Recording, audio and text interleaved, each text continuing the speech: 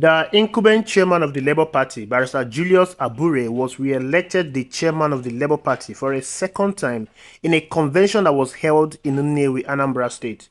One would have expected that this re-election will bring in a fresh air into the Labour Party, but the reverse, they always say, is always the case. There has been turn and twist in the re-election of Julius Abure as the Labour Party chairman. The convention which produced Abure as chairman is riddled with a lot of controversies. First, Julius Abure has been accused of misappropriation of funds in a tune of 3 billion naira and fraudulent activities in the form of forgeries. He was arrested by the Nigerian police last month for attempted murder. His Excellency Mr. Peter Obi has called for an independent audit into the Labour Party account.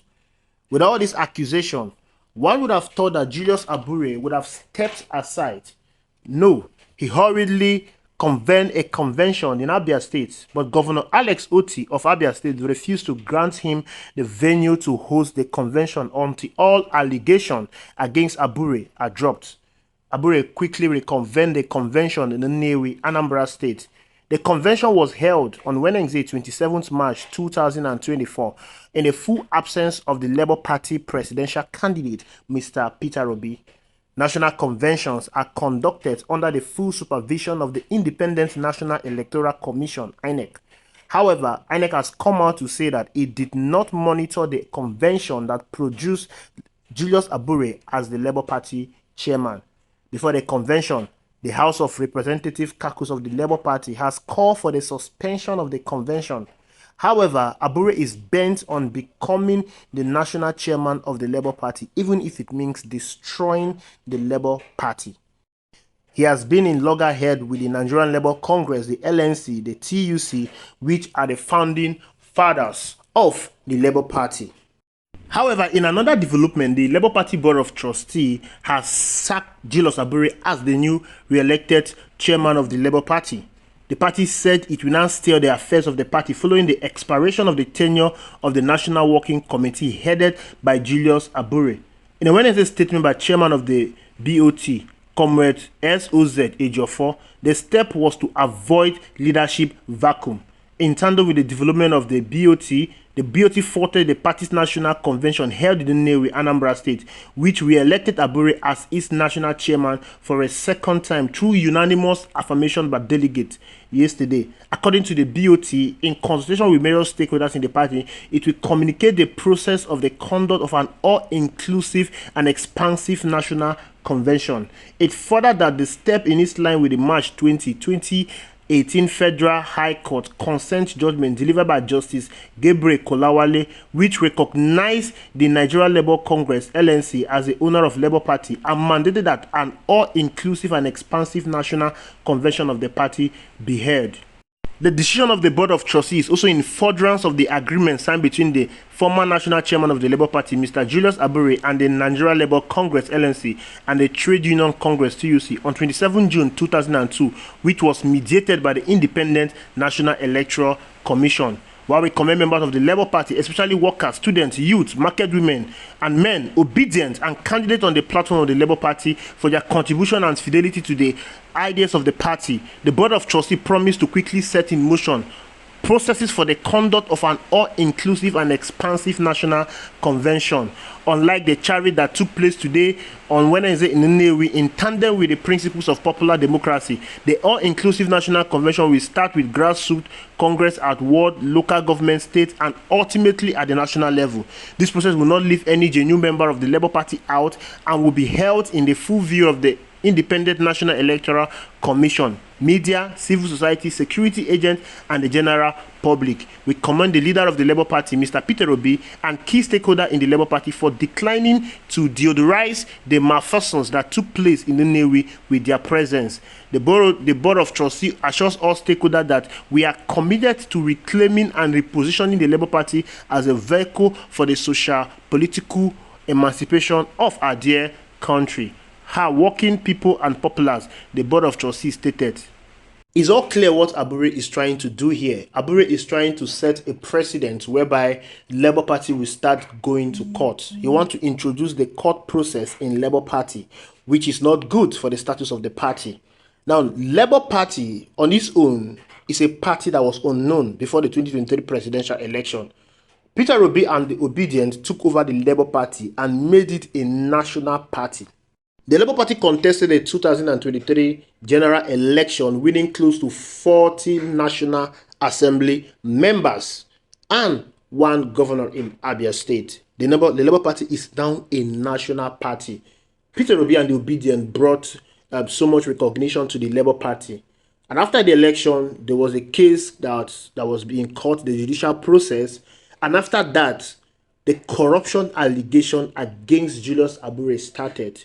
We had the Apapa led faction of the Labour Party that went all over the country trying to disintegrate the Labour Party. However, the appeal court recognized Julius Abure as the authentic leader of the Labour Party. While the fight with the Lamidi Apapa-led faction of the Labour Party was going on, the Obedient, Peter Obi, the National Labour Congress stood behind Julius Abure as his authentic Labour Party chairman. But then the corruption case is sprung up and everyone distanced themselves from the Labour Party, especially Julius Abure.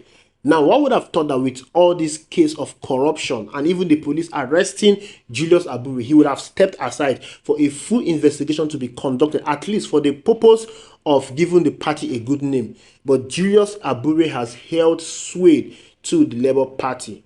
The Labour Party was seen as a party that needs to be rebranded into a national party to save Nigeria, to usher in a new Nigeria into the national politics, especially with the leadership of Mr. Peter Obi. The truth be told, many people got to know about the Labour Party because of Mr. Peter Obi. Many people supported Labour Party because of Mr. Peter Obi. Most of the people that won their election under Labour Party did not win it because of their antecedent or whatever precedent. They won it because of Mr. Peter Obi. Many people voted on that election day from top to bottom. Wherever they see Labour Party, they voted. Even if that is how that's how some persons who were Okada riders won election. People who were hunters won election. Someone that was just 2 weeks old into the national politics won a senatorial election in Enugu State under the Labour Party. That is to show you how massive the Labour Party was during the last election. This is all because of Mr. Peter Obi. And now the man who brought so much fame to the Labour Party was not consulted when this election was going on. How do I know? Because he did not attend that election. Any convention that is not in the full glare of Mr. Peter Obi is a null and void convention. So Julius Abure is parading on his own. He's working on his own. It's obvious that he's playing a script. And that script is not going to work for him. That election that produced Julius Abure is a null and void election. The Board of Trustees of the Labour Party, they have nullified that election. They've sacked Julius Abure. And they've taken over the leadership of that party. And they're going to conduct an election that is all inclusive. And this is what the Obedient were talking about. They wanted a convention that would be inclusive so that Obedience can participate in this election. They needed an election that will produce key members of the party that are full-blooded Obedient. Full-blooded people who are willing to sacrifice their all for the Labour Party. But that was what Julius Abure did not want. Julius Abure wanted an election, a convention that will produce him and his surrogate. And that was why he decided to reconvene the election after Governor Alex Otti denied him access to that election in Abia State. He quickly reconvened it in Anambra State. And of course, you have to bear something in mind.